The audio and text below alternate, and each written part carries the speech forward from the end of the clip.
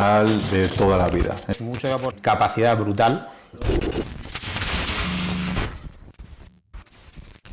Hola a todos, bienvenidos a un nuevo episodio de Brewing a Story. Hoy nos acompaña David Zafra, amigo de hace 15 años, más o menos, diseñador, creativo, emprendedor, músico de alguna manera, no sé, multidisciplinar. Y nada, bienvenido David. ¿Qué tal? Pues muy bien. Encantado de estar aquí, macho. Muy contento de ver lo que habéis montado y de contar un poco mi historia Qué bueno. y retomar conversaciones. A ver, yo creo que además tienes mucho que contar, yo te conozco Sí. de hace tiempo, como decíamos, y creo que tienes mucho que aportar y creo que vas a inspirar a mucha gente en lo que quieran montar, porque bueno, tocas muchos palos y eso creo que es a nivel capacidad brutal y me imagino por eso vas a poder inspirar a mucha gente de muchas disciplinas. Totalmente, pues ojalá lo consigamos. Seguro que sí. Empezamos por la pregunta más fácil, tío. Sí. ¿Quién es David? Bueno, pues nada, yo soy David Zafra, soy de Madrid y nada, ya te digo, un perfil un poco complejo porque he tocado muchísimas cosas. De hecho, si no sabes todo lo que he tocado, todavía te puede llegar a sorprender porque he cambiado mucho de sector y de proyecto. Y nada, empecé un poco, pues la verdad es que haciendo mis pinitos con 15 añitos más o menos, que empecé a desarrollar webs. Yo patinaba en aquella época mucho y entonces me surgió la idea de montar una especie de comunidad, básicamente online, a través de un foro y tal. Y entonces ahí empecé a ver, bueno, cómo se hace esto, cómo lo puedo hacer y tutoriales por internet, bla, bla. Estoy hablando de época pre-YouTube y todo esto, ¿no? O sea, que había que buscarse bien las vueltas para aprender, pero bueno, muy autodidacta. Época MySpace, ¿puede ser? Época previa a MySpace. Sí, estamos hablando hace 20 y pico años, wow. O sea que sí, hace mucho. Pero bueno, eran un poco los inicios en los que ya empezaba a ver tutoriales, empezaba a ver cosas y así empecé, de forma completamente autodidacta. Una vez lo monté, descubrí que era mi vocación total. Por un lado el emprendimiento, porque sí, ahora veréis un poco, pero siempre me ha gustado montar proyectos, y por otro lado la tecnología, que era algo que yo descubría en aquella época un poco sin querer y que ha sido un poco mi hilo conductor. Qué bueno. A lo largo de los años. ¿En qué momento es eso? Que te das cuenta de que quieres emprender, como lo cuentas en casa, porque me imagino que tus padres te dirían, oye, ¿qué carrera quieres hacer? ¿Qué tienes que estudiar? ¿Qué puesto de trabajo fijo quieres tener? Sí, pues mira, dentro de lo bueno y lo malo, lo mío ha sido vocacional de toda la vida. Entonces no ha habido nunca ningún tipo de duda de lo que iba a hacer, ¿no?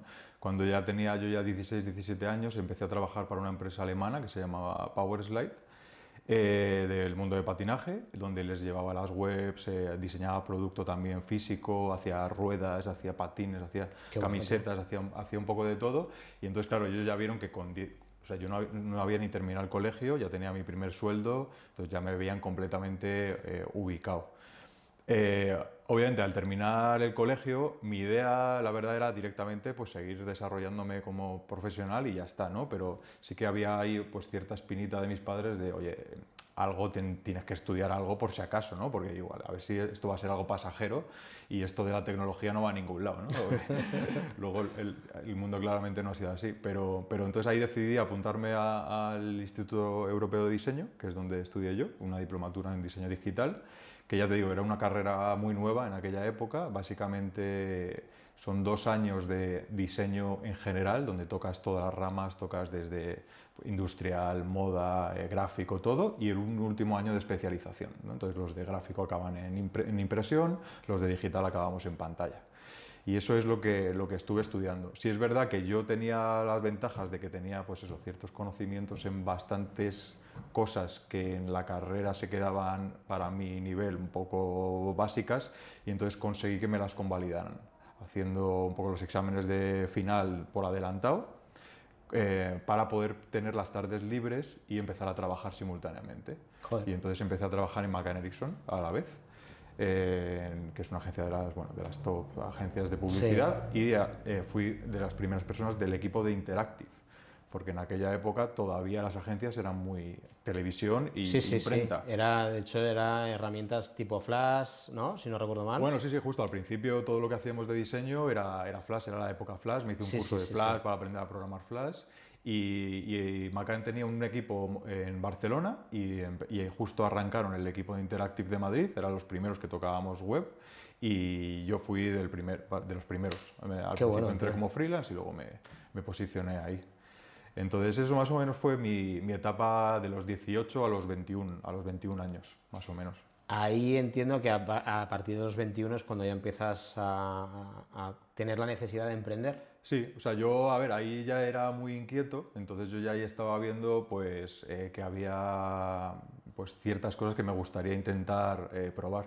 Y básicamente al año y pico de estar en McCann Erickson, aproveché ya que tenía una nómina y tal, me fui al banco, pedí un préstamo, nos dieron 25.000 euros, además tenía un socio en aquella época, hicimos ahí la típica triquiñuela de pedirle el mismo préstamo a dos bancos a la vez para que no apareciera y así conseguir todo el capital posible para arrancar y arrancamos nuestro primer proyecto de emprendimiento, que era Hercio, que era una plataforma Sí. en la que estábamos básicamente digitalizando los servicios de las agencias de música, que por aquella época eran contratos pues 360, donde el artista tenía que vender su alma, digamos, y nosotros lo que queríamos era, nosotros siempre nos ha gustado la música y lo que queríamos era pues, digamos, atomizar un poco esos servicios y, oye, el que necesite ticketing, pues por un lado, el que necesite merchandising, por otro lado, el que necesite un label, por otro lado, ¿no? Separarlos y que no se nos pudieran contratar esos servicios por separado. Y digitalizarlos, por supuesto. Porque Que si no recuerdo mal, Hercio estaba, vamos a decir, implantado también en los grupos de Facebook, ¿no? El grupo, Sí, tú podías abrir una página de Facebook, exacto. implantarlo y a través de sus seguidores poder Exacto, comprar el exacto. merchant de esos Esta artistas, es ¿no? la época en la que MySpace Music estaba funcionando de una manera bastante relevante y lo que nosotros vimos es que, por ejemplo, uno de los servicios que dábamos era el servicio del fanpage que llamábamos, que era un Sí, sitio donde hacer comunidad con tus seguidores, era integrarnos en donde estaban las audiencias, ¿no? Ahí estaban haciendo en España Facebook, todavía es época 20, ahora hilamos un poco con el tema de 20, pero esto es cuando Facebook está, sobre todo en Estados Unidos, ya empieza a despuntar y empieza a llegar poco a poco a España. Entonces una de las cosas que hacemos nosotros es integrar, pues creamos un player, por ejemplo, ¿no? Para que la gente pudiera escuchar la música dentro de Facebook, ¿eh? Entonces empezamos a toquetear que por además ahí. era eso, Facebook cuando estaba mucho más abierto, ¿no? Sí, No, sí, no sí. tan capado como me imagino que será ahora. Sí, sí, sí. Justo en aquella época podías crearle una pestaña personalizable y tal, ¿Y ¿no? cómo es ese momento de crear Hercio? Es decir, porque Ah. claro, es verdad que ahora mismo tú te puedes encontrar un montón de información para crear tu proyecto, dar de alta a la empresa, financiación, tienes crowdfunding, tienes de todo. En esa Sí. época prácticamente no había de nada. Nada. O sea, yo no conocía a ningún emprendedor, no conocía a ningún emprendedor de tecnología, por supuesto. No existían. Vamos, yo tampoco Claro, no conocía a nadie. existía. Había un montón de conceptos que ni siquiera existían. El concepto mismo de emprendedor creo que ni existía. No recuerdo esa palabra. Era el Era, oye, vamos a empresario montar loco. esto y tal, y tal, ¿no? Entonces, sí, el proceso fue, pues, bueno, al final, primero eso, pedir financiación en los bancos, con eso armar un primer prototipo y con ese prototipo crear un deck y presentárselo principalmente a gente del sector y de la industria para ver quién quería invertir y quién podía apoyarnos. Para montarlo. Levantamos 1 millón de euros, que para la época fue Una pasta. una auténtica revolución, porque es verdad que el proyecto tenía mucho sentido, ¿vale? Luego veremos un poco cuáles han sido los errores ahí, pero el proyecto de base tenía muchísimo sentido. De hecho, antes de que naciera, por ejemplo, Spotify, nosotros ya teníamos una radio online que Sí, me estaba acuerdo. estructurada como si fueran playlists de las listas, era en streaming, esto eran cosas que no se habían visto todavía, ¿no? Puede ser que a lo mejor Hercio nació en el momento en el que no le tocaba.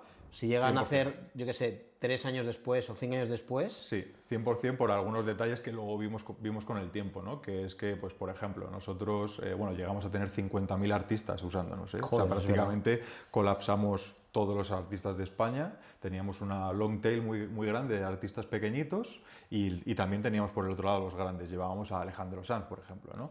Y uno de los grandes hitos que yo recuerdo fue cuando Alejandro Sanz sacó, pues no me acuerdo qué disco, sacó un disco y nosotros teníamos en exclusiva la venta digital a través de sus redes sociales, ¿no? Y el Joder. día de lanzamiento hizo 2.500 euros. Claro, eso ya te da un indicador de, hostias, si el más grande de los grandes te hace estas facturaciones, imagínate la long tail que era de lo que nosotros vivíamos. Claro. Entonces, bueno, pues eso, uno de los grandes problemas que tuvimos fue de monetización. O sea, tecnológicamente era una época en la que era muchísimo más caro desarrollar que lo que es ahora.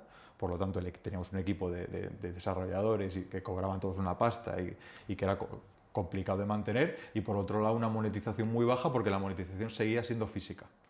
Claro. Y se vendían camisetas online pues las justas, ticketing online Sí, pues que el además justo. encima la venta online o el comercio electrónico en ese momento tampoco es que estuviera pegándolo fuerte Claro, y diera esa confianza como para decir, ostras, que... justo. Todavía había muchos temas de confianza, de oye, igual esto es un timo. Entonces, el merchandising de los artistas se compraba en los conciertos, no se compraba online. O sea, Claro. nadie vendía merchandising online, por ejemplo, ¿no? Ahora ya obviamente lo puedes encontrar.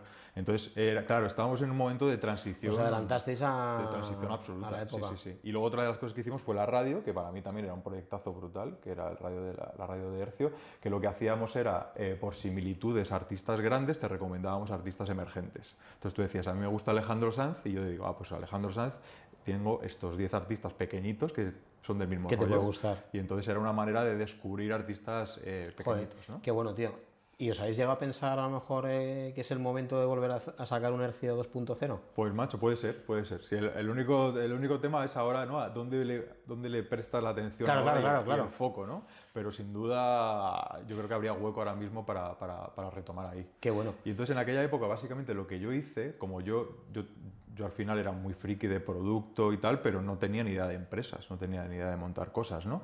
Entonces una de las primeras cosas que hice fue, bueno, me presentaron a la gente de Twenty a través de una fiesta y a la gente de Jovan Talent a través de también otro de los chicos de Twenty y tal, que son un poco las empresas en las que yo empecé.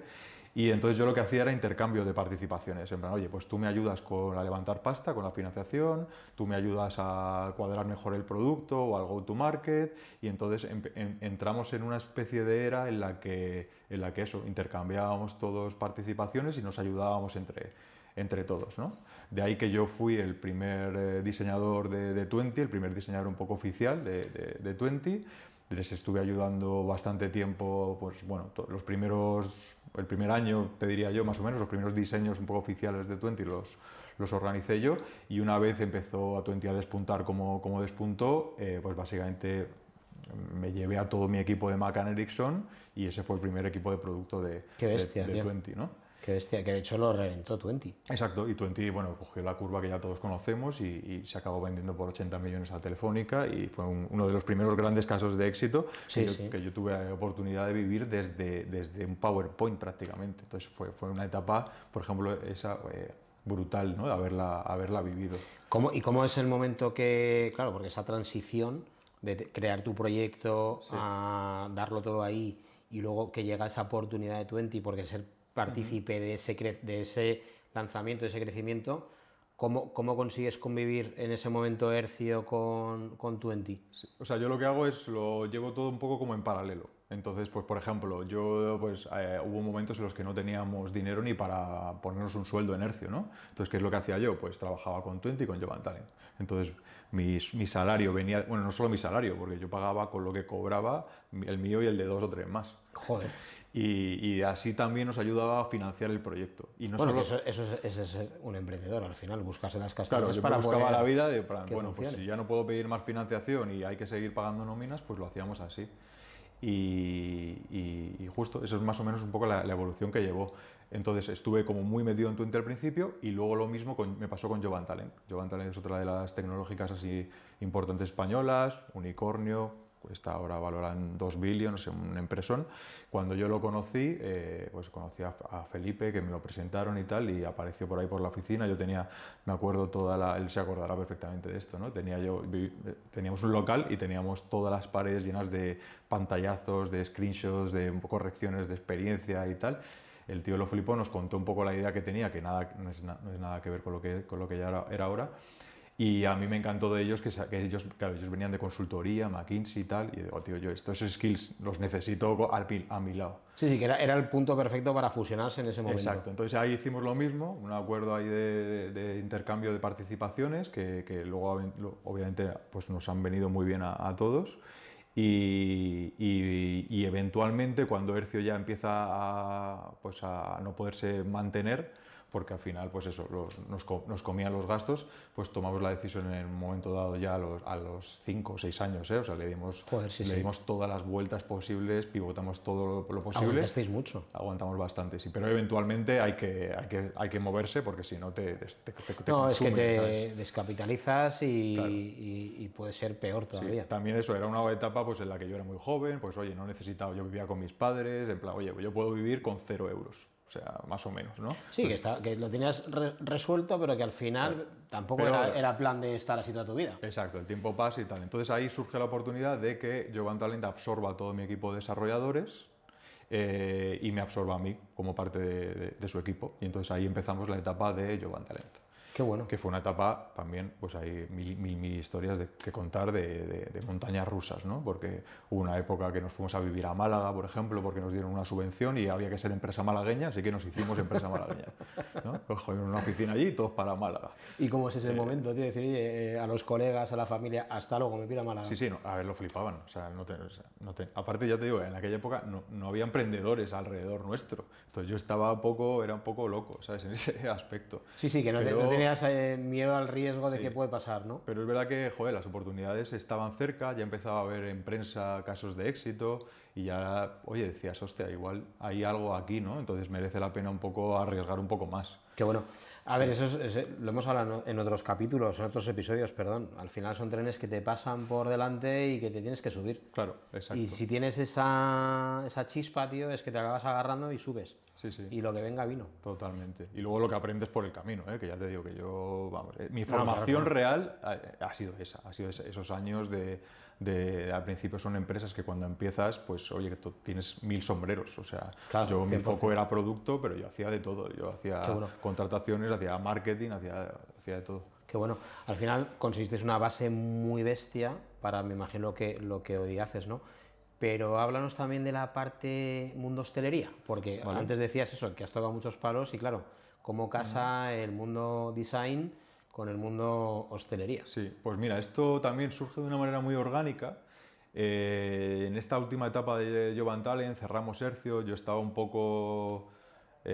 pues un poco, no sé cómo decirte, ¿no? Un poco harto, en teoría, del mundo tecnológico, de no ver a cliente real, de que todo parecía un poco, pues, intangible, ¿no? Y entonces me surgió la oportunidad de entrar en una discoteca pequeñita de rock en Madrid por mis relaciones con los grupos de música. Entonces, como yo conocía al final a un montón de grupos emergentes y tal, pues me ofrecen, oye, ¿quieres ser socio nuestro? Y vamos a montar un sitio de música en directo y de rock, que se llamaba La Cocina Rock Bar.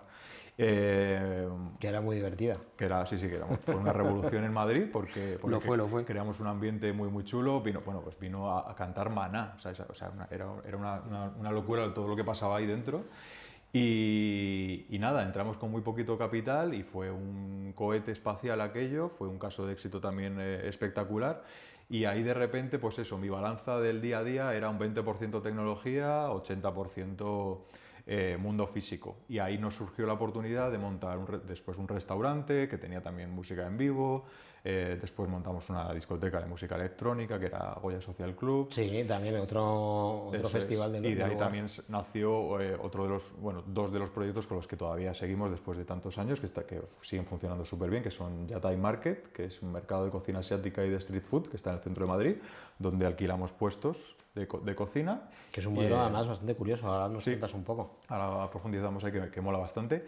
Y Mercado de Ibiza, que es un restaurante de cocina tradicional y tal, que está... Que ahí fuimos a comer una vez, me acuerdo, que estaba riquísimo. Eso es, sí. Pues Mercado de Ibiza, que es un restaurante que está en el mercado de la calle Ibiza de Madrid, no es que esté en Ibiza, y que es uno de los restaurantes que montamos en aquella época y que ya está completamente asentado en Madrid y funcionando muy bien. Entonces hubo una etapa en la que, ya te digo, estuve 2-3 años otra vez muy en foco mundo físico y además aprendí un montón de cosas. Ahí aprendí, por ejemplo, todo el tema de interiorismo, que era un hobby para mí, y en cuanto empecé a abrir un montón de sitios, dije, yo me meto y me puse a hacer obras y aprender todo lo que me faltaba de aprender de cómo ejecutar estos sitios, ¿no? Es que recuerdo que me lo contaste y creo que diseñaste la oficina de Yo no, de Carto. De Carto. Sí, sí, sí. De Yo Pantalen no me acuerdo si también. Y me acuerdo que me enseñaste ese render y dije, tío, es la hostia esto. Claro. Yo tenía mis relaciones con el mundo startupero y de repente habían visto mis restaurantes, ¿no? Entonces yo decía, joder, si has sabido hacer esto tan chulo, haznos la oficina. Y ahí empecé a crear sinergias con el mundo interiorismo. Monté un estudio pequeñito y empecé a hacer oficinas para un montón de startups, ¿sí? Me hice como 6 o 7. Qué bueno, es que, a ver, al final, yo creo que cuando te formaste en el Instituto Europeo de Design, esa variedad, esas opciones de diseño, es lo que te hace ser un diseñador multidisciplinar. Completo, sí. Para mí un buen diseñador se tiene que adaptar a lo que le pidan, ya sea un UI o ya sea un local o ya sea una gráfica o ya sea lo que sea. Para mí y tú lo has conseguido. Vamos. Las bases del diseño eran las mismas. O sea, al final, oye, primero qué problemas necesita solucionar este espacio, qué experiencia queremos transmitir y eso lo acabas expresando con un interiorismo o con un producto tecnológico. Pero para mí las bases del diseño siempre han sido los mismos. De hecho, los proyectos casi los empiezo igual, de la misma manera, solo que uno acaba en muebles, ¿no? Tú cuando montas un proyecto tuyo personal a nivel empresa, ¿por dónde empiezas? ¿Por la P&L o por...? No, yo empiezo por el producto siempre. O sea, yo al final soy un tío de producto y yo cuando me creo el proyecto es cuando lo toco. Cuando digo, hostia, esto que estoy ahora probando conmigo y con 2 colegas más tiene potencial. Y a partir de ahí tiras para adelante, ¿no? Sí es verdad que ahora, por ejemplo, ya años después, hacemos un poquito más de research del mercado, ¿no? Oye, ver que no necesitan productos similares, entender un poco cuál es tu market fit dentro del sector en el que estés. O sea, sí que hacemos, o hago, vamos, un poquito más de research en esa parte, pero para mí los números, o sea, creo que si estás solucionando problemas relevantes, pues eso lo vas a poder monetizar. Obviamente, para luego levantar dinero y otro tipo de cosas, hay que profesionalizar esa parte, pero en mi opinión, al final el papel te lo va a aguantar todo. Claro, eso es. Entonces, sí, yo lo veo como tú, y al final tienes que tener un buen producto que la gente le solucione su problema o lo quiera, y la consecuencia será que monetices. Y es verdad que sí que hoy en día tienes que hacer mucho research y hacer un buen business plan para minimizar el riesgo. Pero que empezar por el business plan a ver si te sale en verde, lo vas a conseguir seguro. Ahora a mí, por ejemplo, sí me gusta mucho trabajar en lo que sería el deck en el que presentas el proyecto, más que el business plan, porque creo que ahí, si sigues una estructura de deck adecuada, ¿no? De problema, solución, competidores, estrategia de go-to-market, vas a resolverte a ti mismo un montón de dudas que tienes que tener clarísimas, ¿no? Sí. Y entonces a mí, por ejemplo, sí me gusta mucho trabajar en esos decks. Pero luego la parte del business plan y tal, la parte que me gusta un poco menos los números, pues bueno, al final son proyecciones de, bueno, creo que mi modelo de negocio va a ser un modelo de suscripción, creo que voy a ser capaz de quedarme con un porcentaje del mercado, el mercado es tanto, entonces bueno, empiezas a hacer un poco números, pero no es más allá que un poco un dedo al aire, entre comillas, ¿no? Oye, ¿cómo es ese modelo de negocio que alquilas puestos? Porque creo que es bastante diferenciador, ¿no? Pues mira, ahí una de las cosas que yo vi, o sea, a mí me gusta meterme en todos los embolados posibles y de ahí a que acabe en restauración o en hostelería, pero luego al final ¿sabes? Te exige muchísimo a nivel personal de, oye, pues que si los cierres eran por la noche, yo estaba todo el día liado, absolutamente 24/7, fines de semana, y al final dices, hostia, es que esto no es muy escalable a nivel personal, no es muy compatible, salvo que sean proyectos de autoempleo, ¿no? Entonces este es tu restaurante, tú estás ahí y tu sueldo viene de ahí, ¿no? Pero mi idea no era esa, mi idea era tener múltiples proyectos, era volver a lo digital, entonces en ese escenario no encajaba demasiado con lo que yo quería hacer. Y ahí surge la oportunidad de montar Yatai Market, y Yatai Market tenía lo mejor de los dos mundos, porque tenía la hostelería, era, digamos, delegada a la gente que te alquilaba los puestos, entonces toda la parte compleja de la cocina y tal la tenías fuera, todo lo que son las barras y la bebida, la parte un poco más sencilla y también con mejores márgenes, también es nuestro. Entonces creamos ahí un modelo que al principio, fíjate, no iba a ser con el concepto asiático, iba a ser un mercado generalista, pero empezó a haber un boom de mercados, yo veía, esto es otro mercado más, no vale para nada, y dijimos, hostia, ¿qué tipo de cocina tiene tanta variedad como para poder montar un mercado en torno a ello, cocina asiática. Entonces montamos un mercado que la estética del mercado es como si fuera una calle en la que vas pasando por diferentes puestos, street food, y tocamos Corea, Japón, China, fusión también incluso. Entonces absorbe un montón de tipos de comida que además se consumen de una manera súper recurrente y están súper establecidos en España, y ayuda mucho a que la temática del sitio sea común. O sea, tenía como todos los ingredientes Sí, sí, tal cual. para ser un éxito, y así lo ha sido. Vamos, el sitio tiene ya, no sé si 10 años ya, vamos a hacer con Data Joder. Market, y está súper posicionado en Madrid, cerquita de la Plaza Mayor, puedes llegar ahí andando. Y es un sitio en el que no hay reservas, tú llegas, te pides algo de comer, hay gente que va a beber solo, hay gente que va a comer solo, entonces Sí, sí, vale un además poquito para todo. os adelantasteis ahí también. Ah. O sea, me parece. Me gusta porque al final es verdad que la hostelería es dura, es muy sacrificada y te hace estar muy presente, Sí. pero un modelo así casi puede parecer algo como una franquicia, Sí, pero sí que tiene un formato bastante escalable y Sí. lo puedes replicar en muchas ciudades incluso. totalmente, totalmente. Qué bueno. Sí, sí. De hecho, hay un proyecto de escalarlo y de continuarlo que está un poco Qué ahora bueno. arrancando. O sea que... Oye, y la parte más emprendedora tuya, o sea, ya lo que es como David, modo emprendedor, en plan, situaciones, errores que has podido cometer que se han llevado a ser luego un aprendizaje, mundo socios, mundo financiación, ¿cómo es que para que la gente conozca un poco más tu lado de emprendedor a la hora de crear, solucionar problemas, el liderazgo? Sí, bueno, a ver, ahí hay mil temas y mil cosas que podría hablar. Por ejemplo, otro de los proyectos en los que me involucré en aquella época es Parson Garage, que es un Sí, sí, taller sí, me acuerdo. en el que estamos especializados en personalización de vehículos, ¿no? Y surgió también de una manera muy orgánica. Me gustan mucho los coches, las motos y tal. De hecho, hemos salido antiguamente, ¿no? A montar ruta en moto, juntos. sí, sí, sí, sí. Y vi que también hay una oportunidad de, al final, personalizar los coches. O sea, yo, en mi caso era temas de vinilo y de cambios de color, ¿no? Y todo esto se hacía en sitios de rotulación, que no Que tenía... además tenías cochazos ahí, me Sí, sí, acuerdo. sí, a mí siempre me ha gustado los coches, tunearlos un poquito y tal. Y entonces ahí surgió la oportunidad, por ejemplo, de montar eso. Montamos el proyecto también desde cero, pero el proyecto durante casi 2 años estuvo pues, con unas idas y venidas, pues era muy complicado. La gente no acababa de entender, principalmente te diría el precio de por qué cuesta, hacerte un coche cuesta entre 2.000 y 3.000 y pico euros, ¿vale? Cambiarle el color. Y la gente pensaba que bueno, es una pegatina, esto costará 200 pavos, 300 pavos. Claro, era algo muy nuevo y no conseguíamos todavía, pues eso, encontrar el pricing, las ventas y tal. Y ahí, por ejemplo, pues tuvimos bastantes problemas con temas de socios, ¿no? Principalmente de, oye, te entraba un socio prometiéndote la luna, luego realmente no era nada de eso y se quería aprovechar un poco del negocio, y ahí, bueno, pues aprendimos pues un poco a hostias y un Que es poco casi como a veces por desgracia se Sí. aprende. Entonces yo creo que al final es protegerse un poco siempre a nivel legal, ¿vale? Que todo esté siempre, bueno, pues por escrito, hablar por adelantado, no dejar pie a interpretaciones, o sea, intentar ser todo lo más Sí, específico posible, ¿sí? crear un buen pacto de socios. Exacto, un buen pacto de socios, que todo el mundo esté un poco alineado y con total transparencia, ¿sabes? Al final yo creo que esa es una de las claves, y luego que siempre haya herramientas para deshacer.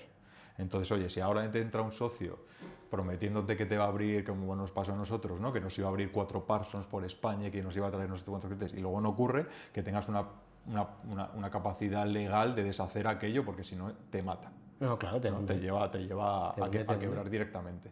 Entonces, bueno, ahí aprendimos mucho. Otra de las cosas, por ejemplo, que yo aprendí, yo en todos estos proyectos normalmente entro porque soy cofundador y formo una parte muy importante, sobre todo al principio.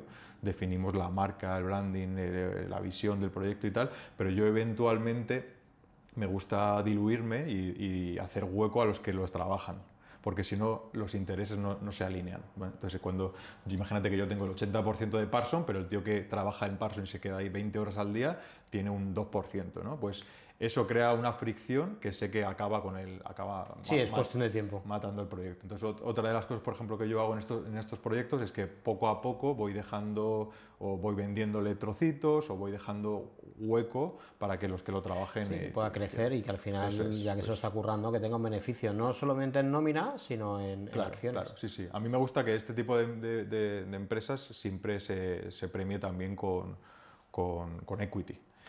Y en todos los proyectos tecnológicos que montamos, siempre hay un pool que se llama, que es como un porcentaje de la empresa para empleados.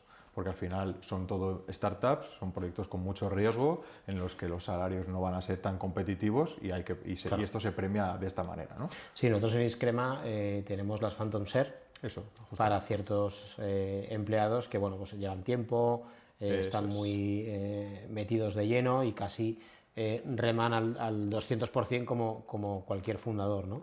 Y yo creo que es importante porque al final hoy en día creo que eso de pensar que todo va a ser para uno no tiene sentido y es irreal, ¿no? Es irreal. Yo creo que cuanto más personas remen en la misma dirección, será más fácil llegar al objetivo final y que luego siempre ese pastel, el que sea, va a dar para muchas personas. ¿Y por qué no? Creo que es súper sano. Sí, sí. Y aparte que esté todo el mundo motivado, ¿no? y tengas esa sensación de pertenencia y tal, yo creo que es importante porque al final 100%. todo el mundo va a remar con mucha más fuerza. Sí. ¿No?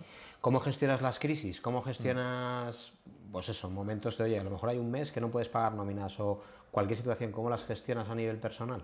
Pues, a ver, es duro. Yo ahora en mi última etapa, mi manera de hacerlo, macho, es con total transparencia, ¿vale? Cosa que antiguamente me daba un poco más de miedo. O sea, pues, por ejemplo, ¿no? Las startups normalmente tú tienes una caja que si tú se la cuentas a los empleados, dices, o sea, estás a 2-3 meses de quebrar todo el rato, básicamente, ¿no? Entonces, es verdad. Es información que antiguamente, pues yo, oye, pues me la guardo para mí y tal, y siempre estás ahí en el hilo. Esta última etapa he hecho todo lo contrario. Yo hago unos decks, bueno, una especie de presentaciones para inversores al final de cada mes, y esa información que le transmito a mis inversores y a mis socios se la transmito a mis empleados. Este es el runway que tenemos, nos quedan 8 meses de vida si vamos así, estas son las proyecciones, así que todo el mundo aquí sabe de qué va la peli. Si a alguno esto le estresa demasiado, que salte del barco. Claro.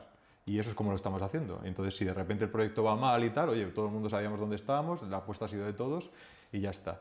No sé si esto escala para todo tipo de empresas, ¿eh? No tengo ni idea, pero a mí eso me está ayudando mucho con mi tranquilidad, ¿sabes? Yo no te estoy ocultando nada, no te estoy engañando y el riesgo que estoy asumiendo te lo estoy mostrando tal y como es. Yo creo que sí que suma, tío. Al final, es verdad que habrá gente a lo mejor que no lo entienda y que busque más seguridad, que es súper lícito y súper respetable, y es como dices tú, y si te da miedo, joder, bájate del barco, que tendrás otros que estarás más tranquilo. Claro.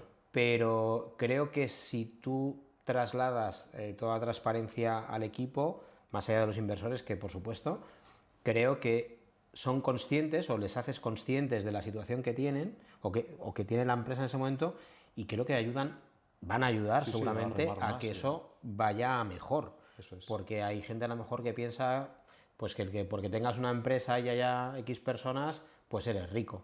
Y es que tiras de aquí y salen billetes de 200 o de, bueno, no sé si hay de 200, pero de 100 por lo menos. Totalmente, sí. Y creo que cuanto más transparente sea una empresa y su equipo... Eso es, más entiende la realidad. Y por eso yo que estoy en el mundo de startup, ¿no? En el mundo de startup, o sea, si no eres un empleado de startup, es mejor que cuanto antes lo averigües, mejor. Porque las startups son así, son montañas rusas y hoy somos los más felices del mundo porque hemos conseguido el mega acuerdo y dentro de un mes quiebra la empresa con la que lo hemos conseguido y otra vez al pozo. A empezar de cero. Y entonces hay que estar preparado un poco para eso y eso me está ayudando mucho a yo al menos quitarme un poco ese peso de encima. Esto es algo que además yo tengo un colega que trabaja en una empresa que se llama Buffer, que no sé si la conocéis, pero bueno, es una empresa de San Francisco, de temas de gestión de contenidos online y tal, que son muy famosos porque dentro de la cultura de empresa tiene esta cultura de la transparencia al extremo. Tanto que tú te metes en la web y tienes los sueldos de cada uno, esto cobra esto cobra todos los meses al final publican sus cuentas, o sea, como si fuera una empresa pública, o sea, es extremo, ¿no? La transparencia. Y son un ejemplo para muchas otras empresas que han incorporado ese tipo de cultura de empresa, ¿no? Qué Y el bueno, tío, tío. y mola mucho investigar un poco sobre ellos porque, Va a hacer, sí, sí, lo voy a buscar. porque vais a O sea, flipar en es cuanto un a... extremo, vamos, Exacto, sí, radical. sí, sí, sí. Qué fuerte. Y mola. Es que yo creo que al final todas estas cosas que, por ejemplo, lo que estás contando, porque lo hemos hablado muchas veces, la gente se piensa que hoy en día, porque ves casos de éxito a punta pala, valorados en no sé cuántos millones, tal, es como súper fácil. Tengo una idea, lo monto, funciono, pero no se ponen a pensar, oye, ese pacto de socios, ¿con qué me voy a casar? Sí, sí. ¿Qué pasa si me quedo sin pasta? Y ahí hay unas situaciones. Otro día estaba yo dando una charla con otros ponentes y se acercaron un par de personas para preguntarme, quiero montar esto, tal, no sé qué. Y le vi como, pues eso, de oye, pues ahora está de tendencia a ser tema de montar un proyecto, pero les vi como muy, si fuera todo muy sencillo, y claro, al final, oye, que es que te puedes dar unas hostias y puedes generarte una crisis Sí, interna brutal. O sea, sí, o sí, te sí, sí. empapas bien de esto Sí, sí. y sabes lo que es, porque emprender no todo el mundo tiene esa capacidad. O sea, Nada, crear nada. algo, por Sí, supuesto, funciona o no, ni idea. totalmente. Cuando estás pensando en que todo va a ir bien, pues oye, todo va a ir bien, pero aquí lo normal es que no vayan bien las cosas, ¿eh? Para mí también emprender, fíjate, siempre ha sido algo también muy vocacional y muy de la persona. O sea, yo no creo que alguien que no esté dispuesto a pasar por ciertas cosas deba emprender, porque lo va a pasar mal.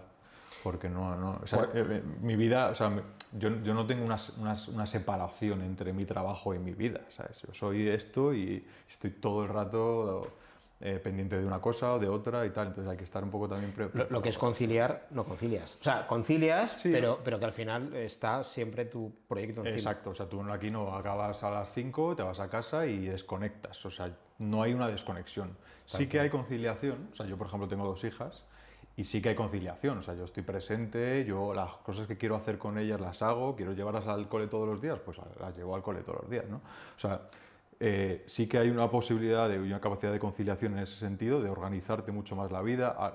La vida, por supuesto, ha cambiado mucho en los últimos años, ¿no? Ahora el teletrabajo o formatos híbridos, o sea, sobre todo si te dedicas a cosas, obviamente, tecnológicas, donde puedes trabajar desde diferentes sitios, ¿no? O sea, creo que sí puedes montarte una estructura compatible, pero si eres emprendedor vas a estar todo el día. Y si el domingo por la mañana hay un marrón y vas a desaparecer 3 horas y ya está. Sí, sí, sí, No sí. es que lo puedas posponer, o sea, Así es. Yo ayer me tocó viajar a Valencia, me levanté a las 4 de la mañana y terminamos a las 9:30 con Lucas, que es quien está detrás del podcast, grabando parte del documental que estábamos haciendo. Y al final esa es lo que le claro, toca a una persona. claro. El mundo, por ejemplo, rondas de financiación, ¿cómo ha sido? ¿Cómo ha sido tu experiencia? Porque la gente igual se piensa, oye, me monto aquí 4 ideas, lo cuento y levanto 1 millón. Sí, Pero no saben lo jodido que es. Que tienes 100 totalmente. noes y luego un sí. Totalmente, totalmente. Aquí yo creo que, estoy igual. Aquí, a ver, yo he pasado por millones de cosas. Eh, en- Ahora mismo vivimos en una etapa en la que ya levantar pasta, digamos, con un PowerPoint, cosa que yo hice en Nercio, ¿eh? Yo en Nercio Eso es levanté, un... ya no existe, ¿vale? Entonces ahora ya todo el mundo te pide cierto paso adelante, cierta atracción. Entonces, bueno, ahora, si nos lo llevamos al mundo digital, pues ahí están las capacidades de cada uno de crear un MVP o una V0, una primera versión, digamos, de tu producto, e intentar llevarlo a cliente final y darle algo de tracción. Entonces eso es por un lado lo que habría que hacer de cara a eso, más el deck, más tal, ¿no? De cara a buscar financiación que sea creíble, ¿no? Y luego, no, si quieres, podemos profundizar ahí un poquillo más, pero básicamente creo que hay que llevar ya, o sea, vivimos en un momento en el que hay que llevar cierta atracción.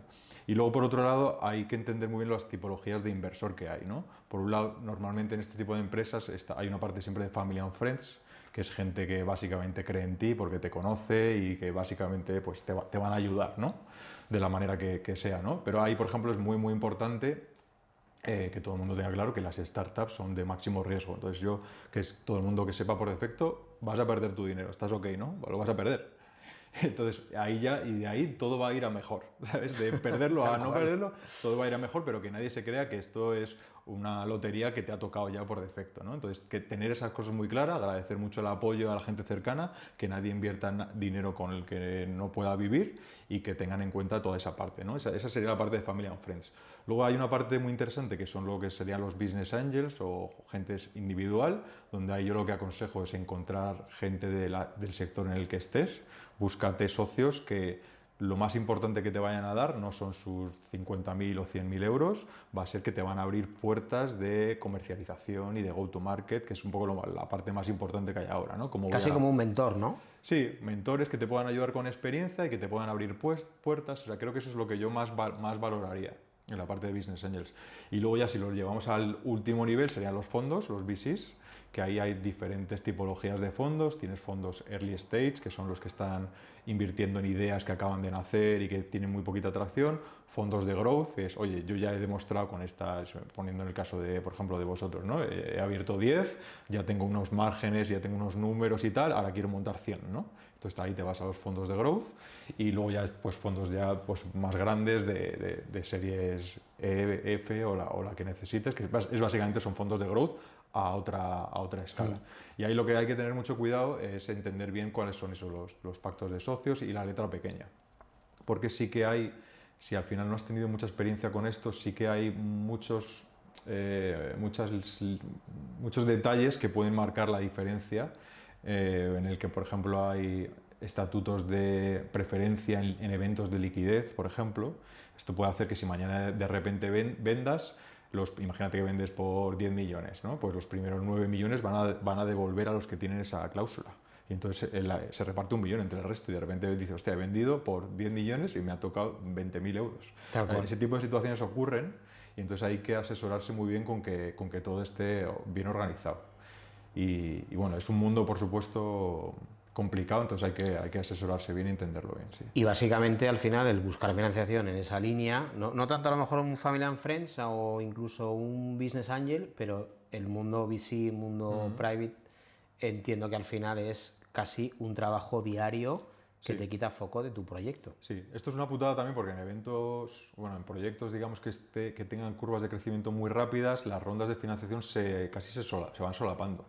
Entonces tú haces una primera ronda con la que calculas que vas a durar 12 meses, pero claro, si de repente al mes 4 empiezas a pillar tracción, tú vas a empezar a meterle ahí gasolina y los 12 se acortan a 6 y cerrar una ronda mínimo te cuesta un trimestre. Entonces se empiezan a solapar y casi hay alguien dedicado full time a levantar dinero, ¿no? En este tipo de... No, es súper complicado, Sí. súper complicado. Y también es muy estresante y tal, y agobia mucho porque de repente si las cosas no van bien, oye, tú estás viendo como la caja, ¿no? Y toda tu inversión de repente se puede ir a pique en un momento dado. Entonces ahí también yo creo que es muy, muy importante no sobredimensionar las empresas, intentar que realmente crezcan con su propia tracción. O sea, que el dinero que le estás metiendo de gasolina sea lo máximo posible a crecimiento en base a números que ya te respalden. Claro. Que no sean... Es que cuanto más sostenible sea, más fácil o bueno, menos complicaciones puedes tener el día de mañana. Yo en Iscrema al final lo que hice fue abrir varios locales al principio y una vez que vi que había tracción, que había datos, que había una realidad, es cuando hicimos una primera ronda y ya por lo menos los números que había detrás me avalaban, ¿no? Porque al final en una ronda pues tú vendes una valoración y el que te va a comprar te va a querer comprar más barato. Claro. Es así, oferta y demanda y a ver cuánto te saco yo más barato, ¿no? Pero si tienes algo que te defienda esa valoración, pues tiene más. Sobre todo son proyecciones con lo que puedas defender esos multiplicadores, ¿no? Porque también hay que entender mucho que hay una cosa que a mí me decían algunos inversores con alguno de los últimos proyectos en los que he estado, es al final ellos dicen, oye, no, yo me quiero quedar con el 50%. Vale, pues si tú te quedas con el 50% mío en una empresa que todavía está por nacer y mañana hace falta 2 rondas más, yo me voy a acabar diluyendo en un 10%, eventualmente yo me voy a ir. Por lo tanto, no tiene sentido per se, por mucho que no quieras valorar esta empresa que acaba de nacer en menos de 3 millones, el hecho de que tú te quedes con todo el equity, porque yo me voy a ir y tú estás invirtiendo principalmente en que yo sea capaz de llevarlo. Entonces hay mucha defensa dentro de lo que son las valoraciones, también en torno a, oye, ¿cuánto estoy dispuesto yo a vender de la empresa? Porque es que si no, no tiene sentido, ¿no? Claro. Oye, y ahora por ir ya avanzando a tu presente, estás en Storybit. Cuéntanos, sí, tío. Pues mira, los últimos 4 años he estado... Bueno, yo estuve después de toda la etapa de Jovan Talent, pasé a Hawkers. donde estuve casi 3 años llevando el diseño del e-commerce, del mundo de las gafas, que conoces tú muy Sí, bien. que lo reventó Hawkers, que Sí, fue la sí, hostia. lo petó, lo petó. La verdad que fue una etapa también brutal, porque el equipo fundador pues eran, yo creo, también unos avanzados a su época el ambiente que había ahí de eso, primero de currar 1000 horas, pero de en cosas que todo el mundo está como súper motivado, era la bomba. Trabajamos desde Elche, desde las oficinas de Elche. Y estuve allí casi 2 años y pico, 3, hasta que compraron al equipo fundador. Entonces mi relación, digamos, dentro de la empresa pues ya no era la misma, que ya no estaban mis colegas, entre comillas. Y ahí se me surgió la oportunidad de pasar a un proyecto que se llama Storybit, que es una aplicación de gestión de contenidos, de diseño básicamente, de historias, de reels, de contenido para redes sociales. Y nada, era una empresa que era un side project de un colega mío con el que habíamos trabajado y tal. Félix, que bueno, que fue el fundador de Twenty, que es también un hilo conductor un poco en mi trayectoria, vio que había ahí una oportunidad interesante, Félix ¿no? es el cofundador o fundador también de Playtomic, ¿no? Sí, Que justo, estuvo ahora aquí está de Pedro CEO de Gabriel. Playtomic, creo que está y tal. Sí, bueno, él está Está en todas partes. en todas partes, entonces es un tío que mola. Molaría entrevistarle aquí. Que mola, Molaría sí, sí, entrevistarle. pues mira, mola mucho tenerle cerca, se lo diré. Y nada, me trajeron un proyecto que estaba, pues eso, creciendo de manera orgánica y tal, y dije, bueno, pues venga, me pongo un poco al mando, y eso es un poco lo que he estado haciendo estos últimos 5 años. Yo lo cogí con casi 1 millón de descargas, que ya era Joder. un nivel potente, y lo hemos llevado a los 20 millones de descargas que tiene ahora la Hostia. aplicación. Y un posicionamiento en el mercado bastante bueno. Sí es verdad que es un mercado súper complejo. En este caso, esta última etapa, ¿no? La IA ha llegado a revolucionarlo todo, y uno de los mercados que más ha cambiado es todo ese mercado de la edición y de la generación de contenidos, ¿no? La competencia ha sido brutal. Súper dura tiene que ser. Tú piensas que nosotros éramos competidores de un CapCut de turno, ¿no? Entonces compito contra empresas que tienen billions y billions para tirar, entre comillas, en este tipo de desarrollos. Entonces hemos ido girando un poco el proyecto para hacernos un poco más con el mercado de pequeñas empresas y de entender qué necesidades tenían ellos de creación de contenido. Y nada, muy bien, somos un equipo pequeñito, facturamos 1 millón y pico al año ya te digo, la empresa tiene más o menos Qué bueno. unos 5 años. 20 millones de descargas, millón y pico de facturación. ¿Sois EBITDA positivo? Estamos a puntito, podríamos serlo de hecho si hacemos un par de recortes, pero estamos prácticamente en positivo. Qué bueno, tío. Y ¿Habéis tenido rondas de financiación? hemos tenido una ronda solo, y el resto tiramos de los revenues que genera la empresa. Y sí, ya te digo, la verdad es que es un proyecto que igual con el que yo he aprendido muchísimo. Me he metido en el mundo app, que yo he tenido otros proyectos tecnológicos, pero nunca habían sido concretos de app, modelos de suscripción, ¿no? Entender cómo funciona Apple Store, Android Store. Nosotros vivimos de todo ese ecosistema, y yo creo que ha sido eso, un proyecto Que de súper- hecho has lanzado un proyecto que es Product Makers, que es una pasada, que creo que además es casi, como decías tú, es casi como una ONG, pero es un proyecto de formación gratuita a todo el mundo, ¿no? Totalmente, totalmente. Dentro de eso, de esta última etapa, ¿no? de IA, pues a mí como product designer, que es realmente un poco mi profesión, ¿no? Yo me dedico a diseñar productos digitales. A mí me ha cambiado por completamente la vida, ¿no? O sea, yo de repente he tenido la capacidad que nunca había tenido, y siempre había tenido el interés de poder desarrollar yo mismo mis propios productos, ¿no? Pues por ejemplo, tengo una aplicación que se llama Dr. Green, si la queréis buscar en el Apple Store, que te permite guardar todas las plantas de tu casa y te dice cuidados que tienes que tener. Qué bueno. Y les puedes hacer ¿Cómo se llama? diagnósticos. Dr. Green. Green. Qué bueno. Puedes hacerles diagnósticos de salud, tienes un botánico 24/7 con el que puedes hablar de tu planta, con vídeos de enseñar la planta. Bueno, Joder, así en grandes rasgos, ¿cómo has desarrollado eso? Es decir, que has tirado de un agente. exacto. Entonces, este es el primer proyecto que yo he desarrollado íntegramente yo solo, ¿vale? Soy yo. Desde toda la parte de research, competidores y tal, hasta el propio desarrollo. Todo está desarrollado en Swift nativo, que es el lenguaje de programación de iOS, y hasta el go-to-market, ponerla en el store y monetizar. Entonces, claro, yo he podido aprender todo esto teniendo un poco a la inteligencia artificial de compañero, ¿no? Entonces, desde entender toda la parte, pues con un chat GPT de turno, ¿no? Del research, o un Perplexity para hacer deep research, toda esa parte me ha apoyado mucho en IA para entender cómo es.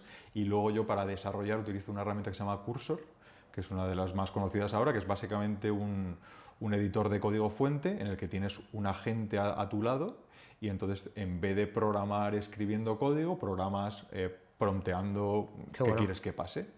Yo utilizo Devin, que también es muy del Exacto, estilo. sí, sí, hay diferentes estilos, ahí está el Lovable, está V0, vamos, yo animo a cualquiera que tenga inquietudes por aquí a meterse y probarla, ¿vale? Cógete un Lovable de turno, invéntate el típico productito de algo que te llame la atención y vas a ver que realmente vivimos en un momento en el que desarrollar productos empieza a ser relativamente sencillo. Y esto, claro, abre un nuevo mundo de posibilidades de lo que dicen ahora, ¿no? De el siguiente unicornio de una sola persona, ¿no? Eso es lo que dicen que va a ocurrir los próximos Hostia. 3 años, porque una sola persona va a ser capaz de gestionar todo esto, ¿no? Obviamente aquí, si entramos ya en producto digital y en desarrollo avanzado, esto tiene ciertas limitaciones, ¿vale? O sea que hay que entender un poco, pero primero, para lanzar proyectos propios y por lo menos probar, demostrar en el mercado que algo hay interés, que funciona, que resuelvas un problema real, te vale perfectamente, Oye, que te ¿no? ayuda muchísimo. O sea, avanzas en tiempo, en pruebas, Exacto. en un montón de Sí, sí. Y cosas. Y luego luego ya lo puedo. esa capacidad de transformar tu visión en algo, ¿no? Que antes era una conversación con un desarrollador o un texto, ¿no? Y en cambio ahora es exactamente lo estás haciendo tú y yo lo que más he notado es que realmente pues lo que tengo en la cabeza se lleva a Sí, sí, producir, sí, se ¿no? transforma al Se final en transforma, algo eso real. es. Qué Y de bueno. ahí ha salido el proyecto de Product Makers, que básicamente es una comunidad de makers que estamos creando en España. Es la primera comunidad que se creaba de esto. El perfil de un maker es prácticamente cualquier persona, pero nosotros lo tenemos acotado en gente de producto, idealmente, desarrolladores, diseñadores, product managers, marketers, cosas así. Y lo que queremos es que todo el mundo tenga skills suficientes para llevar una idea prácticamente a monetización Qué bueno. por todas las fases, ¿no? Obviamente cada uno tiene su expertise concreto en alguna de las áreas, pero la idea es que puedas trabajarlo sobre todo. Entonces la comunidad lo que está haciendo es juntarnos a todos los que tenemos esa mentalidad maker y entonces pues tenemos un canal de Discord donde estamos todos hablando todo el día, oye, yo tengo una duda de cómo hacer esto, otro con esto.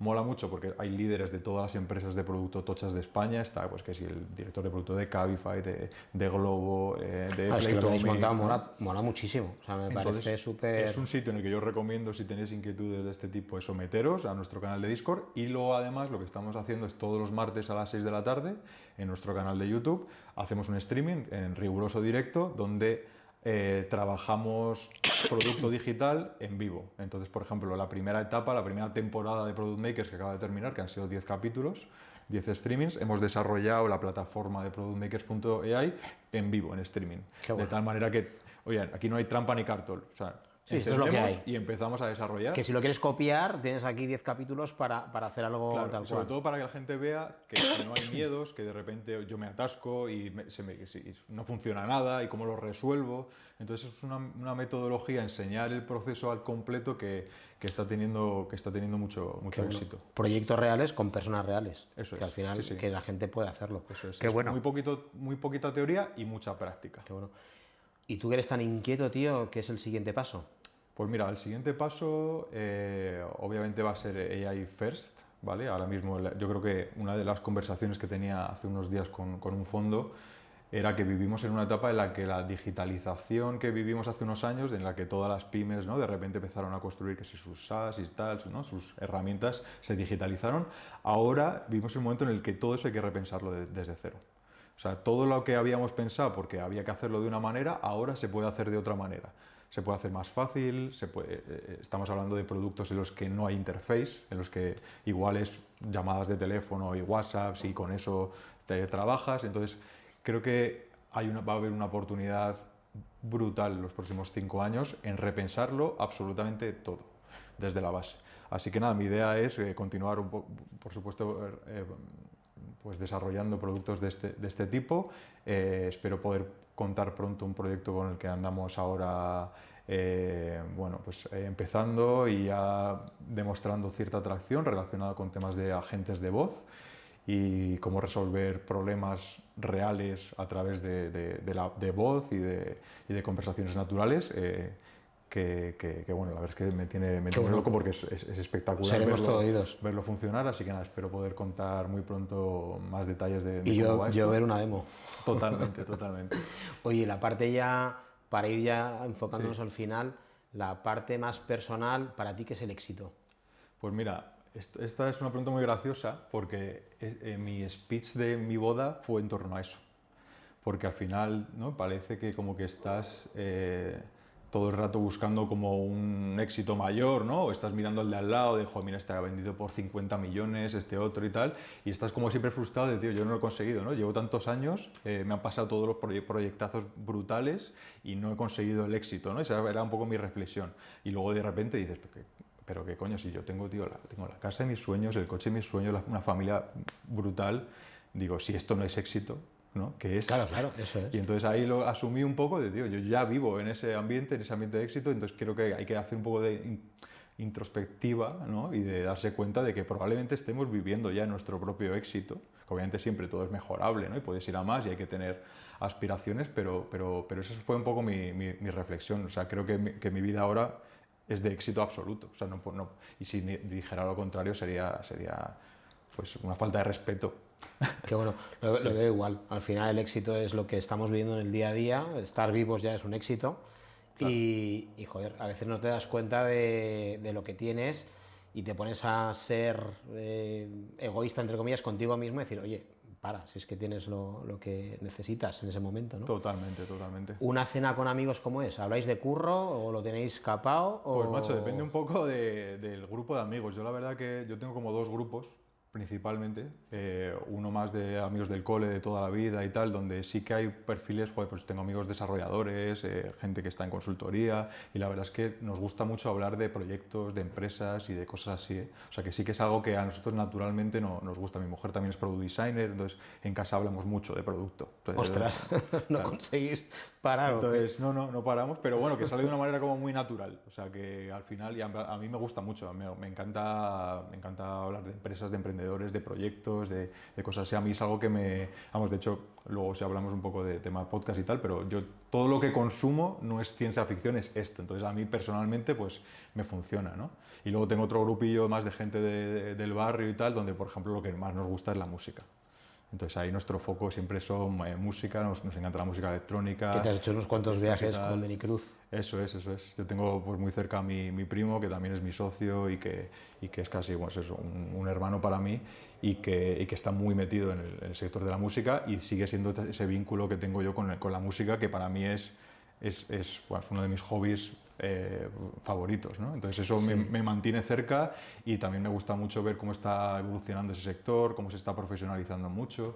Bueno, no sé si has podido ver el nuevo Universe, que Sí. lo que es lo que era antes el Privilege Lo que era de Ibiza Privilege. a lo que es ahora, Sí, que sí. es una Es jodida una nave animalada, espacial. es una animalada, eso Sí, es una locura. Todavía no he tenido oportunidad de ir, ha estado mi hermano hace pocos días y en el Opening obviamente estuvo mi primo con varios de sus DJs y tal, y la verdad que es aquello es espectacular. Sí es verdad que a mí me gusta más la escena club.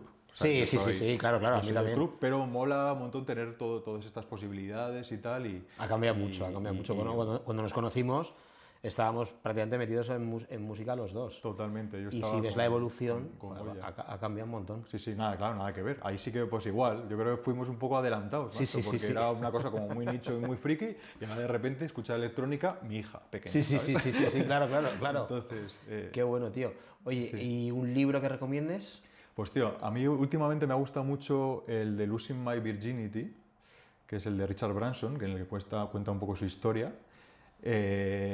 Porque no es un libro de emprendimiento como tal, sino es un vídeo de una especie de autobiografía, ¿no? Y tal, y es una persona pues que toca un montón de palos, que toca pues bueno, desde fichar a los Rolling Stones en su época de discográficas, entonces tiene una etapa de música que mola mogollón, hasta todos sus viajes, pues viajes en globo a la estratosfera, ahora Virgin Galactic, o sea que es como ciencia ficción pero real de algo que está ocurriendo, y luego todo el lado un poco ese de emprendimiento, habla de cómo se monta en una isla desconectada del mundo, autosuficiente. Entonces me ha parecido un libro bueno, súper completo y súper inspirador. O sea, sé cuál es, pero no lo he leído. Yo el que me ha encantado siempre y lo recomiendo siempre es el de Nunca te pares, Sí, de Phil sí, Knight, sí. que es es un espectáculo. Brutal, sí, sí, Es- sí. es- A mí es- es verdad que todo lo que consumo es un poco de este estilo, pero por ejemplo el libro de, pues eso, el libro de Nike es brutal, todo lo que es ver experiencias reales, ¿no? Y contadas por gente que ha vivido ese tipo de éxitos es brutal. Hay uno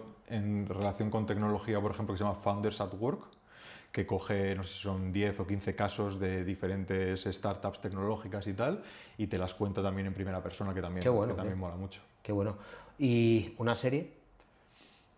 Y series, pues macho, la verdad es que estoy ahí, no veo demasiado la tele, así que tampoco sabría decirte alguna concreta. La verdad es que me gustaba mucho, por ejemplo, Californication, Esa me mola creo mucho. que molaba mucho, pero sí, yo sobre todo intento buscar series que me ayuden un poco a desconectar, y sean un poco happy, en plan, o sea, esto era una chorrada, pero la de Entouras y tal a mí me encantaba. Ahí, Sí, ¿no? La de yo los no la llegué a ver, vi la peli. Claro, Vi pues la peli. bueno, a mí por ejemplo eran series pues que sí o sea, que son series chorra y tal, pero que, Sí, por pero que ejemplo, es para que te desconectar y ayuden un tal. poco a desconectar y tal, y Y cosas un así. viaje así, porque tú viajas mucho Sí, he viajado mucho, ahora viajo un pelín menos, y haces viajes muy chulos, tío, yo pero sí, sí, recuerdo, sí, tío. muy chulo, sí, sí. Bueno, yo tenía, mis inicios con YouTube realmente eran porque yo grababa mis vídeos de Sí, mis sí, me viajes y tal. acuerdo que te Ahí hacías unos siguen, vídeos, tío, ahí brutales. siguen. Joder, la verdad es que viajar es que es espectacular. He Sí, estado en Argentina hace poco, en Buenos Aires, y ahora de momento no tengo ningún otro viaje así largo, pero bueno, quizás cruzamos para Bali en Navidad, estamos qué guay, viendo.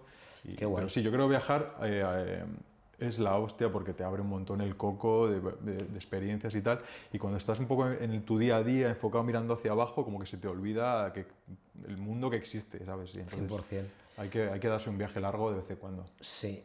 Y si tu vida fuera una peli, ¿qué título le pondrías? Buah, ahí me has pillado, no tengo ni idea. No tengo, no tengo ni idea, pero vamos, sin duda, no sé, es una especie de una montaña rusa, no sé, sería algo así, algo hilado más con una especie de parque de atracciones o de montaña rusa. Porque es verdad que es que voy tocando como diferentes sectores, ¿no? Esto es muy gracioso, ¿verdad? Algunos amigos cuando quieren contar quién soy no saben. ¿Eres mecánico o camarero? No tengo ni idea.